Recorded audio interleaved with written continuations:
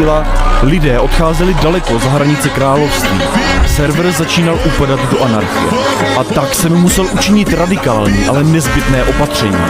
Zaujmout absolutní moc a potlačit jakýkoliv odpor, protože jedině tak bylo možné XMP přivést zpět na jeho vrchol. Jenže navzdory mým očekáváním, největší odpor způsobili lidi z mých vlastních řad. Moji vlastní rádcové a tehdy ještě přátelé Play a Jakari. A proto se hodlám chopit veškeré moci na serveru a donutím všechny hráče, aby se přede mnou sklonili. A pokud odmítnou, pověsím je z věží hradu, který pro mě oni sami vlastnoručně postavili. Aby i po smrti jejich bezvládná visící těla sloužila pro všechny jako připomínka toho, kdo je jejich jediným a pravým králem. Já, Dareos I. Veliký.